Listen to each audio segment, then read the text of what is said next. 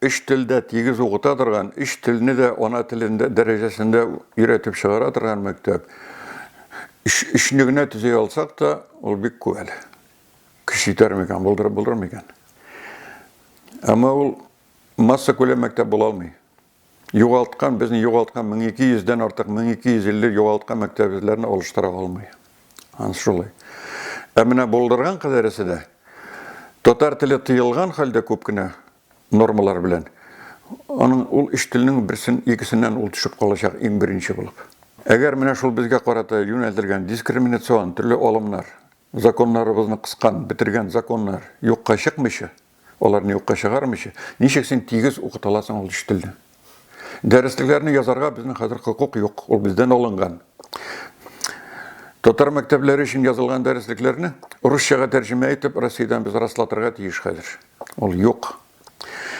Милли компонент алып ташланды нәрсе деген сөз. Елік закон бойынша, Россияның мәғариф турында оқыду бойынша, законы бойынша 25% уақыт беріледі милли компонентқа, һәм мәктеп компонентына. Олар біздің республика қарамағында еді. Қазір ол алып ташланғаш, мәғариф министрінің капризі қарамағында. Тілеселер 10 сағат берелер отнаға тотарда, тілемесе 10 минутта бермелер. Оларының же законда жоқ. Демек, татар тілінде оқыту, татар тілін оқыту, ол қазір законынан шығарылып ташланды. Законда жоқ. Ол мәғариф министрінің қарарларында, приказларында ғана бар рұқсат. Бүгін береміз сеңа, бүгін бермесебіз, тәртібізге қарап деген сөз. Аннан соң, бұл өлім құқығы, смертный приговор милли мектеплерге, милли компонент алып ташлау. Өлім құқығын тұрмышқа ашыру, приведение приговора действия. Ол да болса, мектеплерде имтихандар рус тілінде. Татар тілінде оқисың, рус тілінде имтихан тапсырасың. Бойында милли мектеплерін бітіру деген сөз. 4-ші класс балаларына оларның білген білімлерін текшеру сұраулары, мына олар сұраулар, ол имтихан деп аталмай тұрғандар енді. Біздің замандаған ол билет білен имтихан береді. Қазір сондай просто сұраулар, олардың білімлерін текшеру 4-ші классын тамамлағанда нендер шондай бар екен, шондай шара. Міне шул сұраулар Мәскеуден келер рус тілінде. Татар мектеплері үшін шул сұрауларны қазір татар шығат тәржіме етірі тыйыла 4-ші класс балаларына. Шының үшін сен балаң оқим, білім алсын дейсің, ата-аналар балалар өз тіллерінен баш тартырға мәжбүр етілі. Турадан тура түгіл, тыйы жоқ, бірнеде жоқ, сізге ярамы, ябабыз, бітірәбіз деген, ондай закон жоқ. Просто шондай шарт қойылған. Аннан соң шулы бідейін айтам. Рус тілі бойынша имтиханны, рус тілі бойынша. Қазір татар мектеплерінде де рус ана тілі дәрежесінде беруге тиіш. Рус мектеплер білен бір норма. Шит тіліне рус мектеплерінде оқытыла тұрған ана тілі дәрежесінде беруге тиіш. Міне бұл да сені мәжбүр ете өз тіліңнен бош тартырға. Өзіңнің ана тіліңде ол предмет қолса да, ол оқыту, ана тілін, татар тілі. Сен аны 9-ші классқа ғана оқи аласың. 9-ші классына бересің. 11-ші класста аттестатта ол сенің жоқ.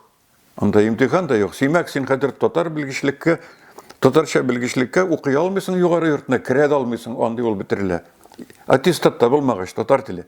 2013 жылға қадар Россияда законның 11 класс оқу мәжбүри һәм құқық бар, 11 класс мәктеп. Татарлар үшін қалдырылды қадір 9 класс қана. Татарша оқыту. 10-ші, 11-ші классларына сен ұрыс мәктебінде оқырға тиіш, мектебің ұрысшаға көшерге тиіш. 9 класс қана білімі. Бұл бетінде сеңа унтерменш нормасы. Бір халыққа берілі сеңа құқық ана тілінде оқырға, һәм ана тілінде орта білім алырға. Екінші халыққа құқық берілі ана тілінде толы болмаған орта білім. Ярым йорты орта біліміне. Так? Аннан татар мектеплерінде оқыта тұрған, татар тілінде оқыта тұрған оқытушыларын әзірлеу бітірілді. Онсы да жоқ. Географияны, математиканы, физиканы біз үйрендік татар мектепті. Қазір оларны әзірлеу де бітірілді. Міне шондай шартлар бітірілген шақта, сіздің сұрауға жауап айтам. Ең бірінші, міне шул дискриминацион нормаларны Һәм шуларны раслаган законнарны, төрле закон актларын юкка чыгару өчен көрәшү. Бу бөтен халык эше, җәмәгатьлек эше, турыдан-туры депутатлар эше. Безнең 16 депутат Россиянең дәүләт советында көн сайын, утырыш сайын көн тәртибенә керәме, юкмы, аяк-үрә турып басып, хор белән шушыны кертергә, әйтергә тиешләр. Игътибар булачак. Бердән-бер өмет. Менә шулай кую. Безнең бик көчле анда депутатлар ул яктан. Бик көчле миллиардлар белән безгә бюджетка акча кайтаралар. Бездән киткән 800 миллиардтан 7-8 миллионны кайтаралар, миллиардны. Әйбәт эшләләр. Һәм акча кайтарылсын өчен менә шул безне битерә торган законнарны хуплап тавыш бирәләр. Әгәр менә шушы халык тарафын алырга басым ясап, Думага бара торган депутатларыбызга шундыйларны куйды. Дәүләт советындагы шундый депутатлар булып, Дәүләт советы һәр утырышында шушы мәсьәләне куеп барса, шуларны бетерү турында кире кагамы, юкмы? Башка республикаларга мөрәҗәгать итеп, шуны да алардан да шушыны таяныш табып, менә шуңа юнәлтергә тиеш милли хәрәкәтнең дәше. Милли хәрәкәт үзе барып дәшә алмый Думада. Милли хәрәкәт дигән шул бөтен милләтнең хәрәкәте, оешмалар түгел, иҗтимагый үзәк түгел, конгресс кына түгел. Милли мәҗлес кенә түгел, милли хәрәкәтне мин киң формада әйтәм. Активистлар гына түгел, бөтен милләт хәрәкәте. Милли хәрәкәтне мин милләт хәрәкәте дип алам. Бөтен татар милләтенең хәрәкәте. Һәр көнне үзенчә хат язарга, менә интернетка керергә, сезнең белән сөйләшергә, базарда, урамда, ишек алдында сөйләшкәндә әбиләр белән аңлашып, менә шушы мәсьәләне җиткереп торырга, уянырга вакыт. Бер хакимият тә үз мәфәхәтеннән башка нәрсә белән шөгыльләнми тарихта. Хакимият халык өчен көрәшсен өчен, халык мәнфәгатен якласын өчен ул халык хакимияте булырга тиеш. Ул халык хакимияте булганда гына халык өчен эшли. Әгәр ул шулык хакимиятның хакимияте була икән, менә безнең бүгенге Госсовет, ул хакимиятның хакимияте халыкныкы түгел. Ул чакта артык алга китеп булмый. Үземнең бер сүземне кабатлыйм инде менә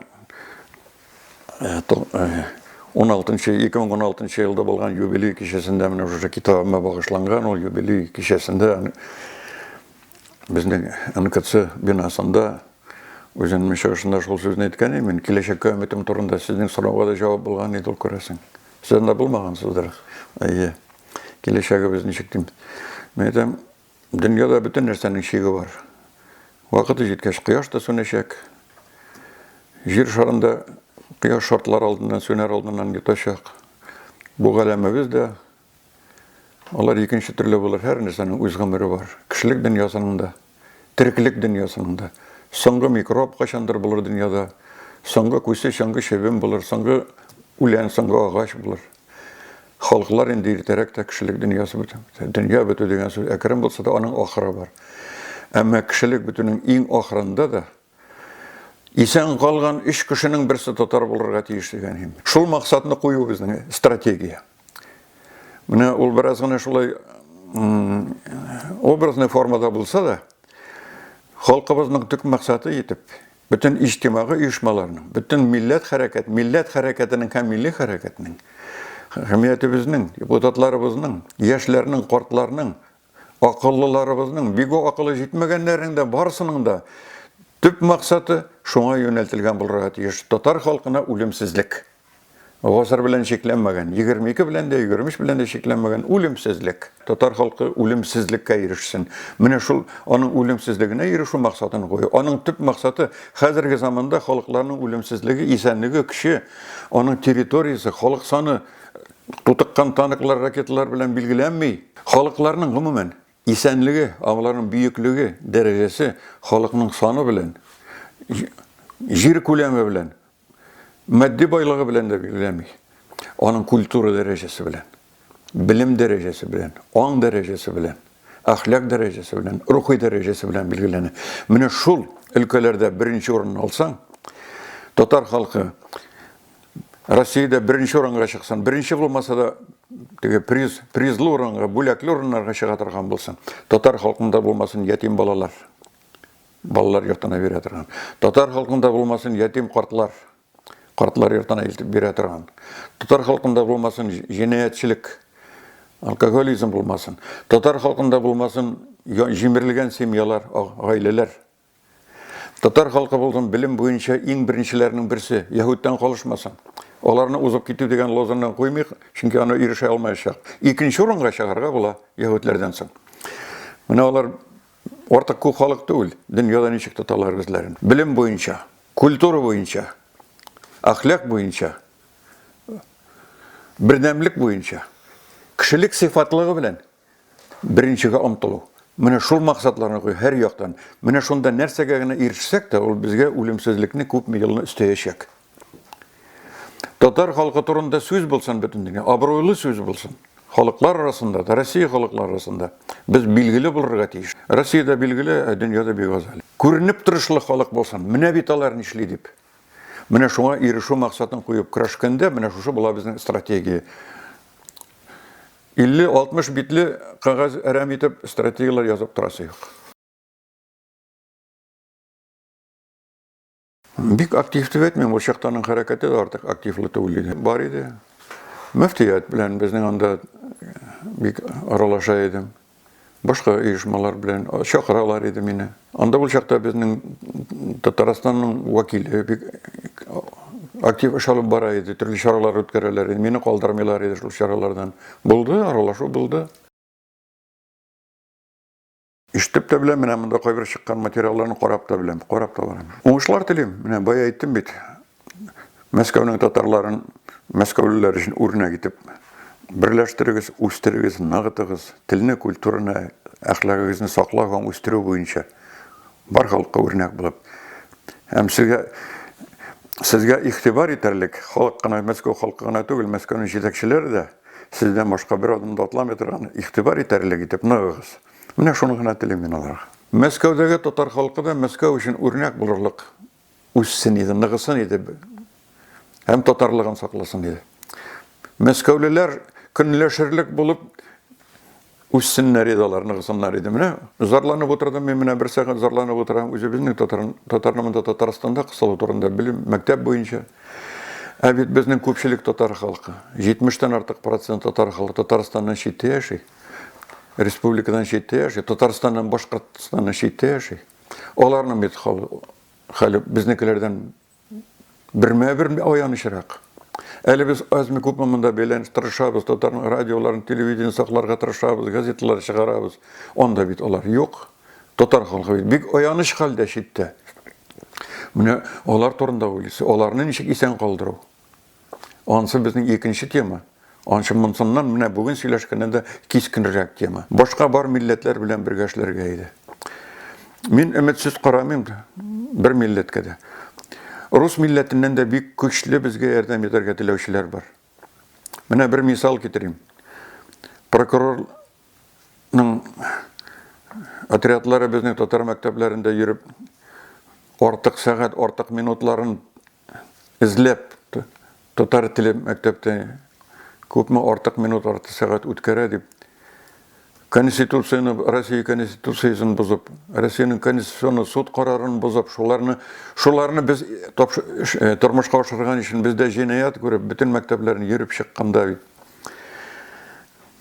Бөтен татар мәктәп директорлары шуңа каршы килмәделәр. Менә 2000-нән артык мәктәпне йөреп чыккан депутатлар бригадасы йөреп чыккан мәктәпләр арасыннан бердән-бер рус мәктәбе директоры Павел Шмаков прокурор отрядын кертмәде бит мәктәбенә.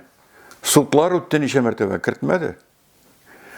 Аннан соң ничек безнең мәктәп директорларына күпме мөрәҗәгать булды, иҗтимагый кешеләрдән дә, активистлардан да әйдәгез язык әле Конституцион судка шикаят бутырды, жалоба. Сезнең карарны бозып прокуратура шуны эшли бит дип. Әзер проектның хатны кул куясы гына. Әзер бушлай эшләргә әзер адвокатлар табылды.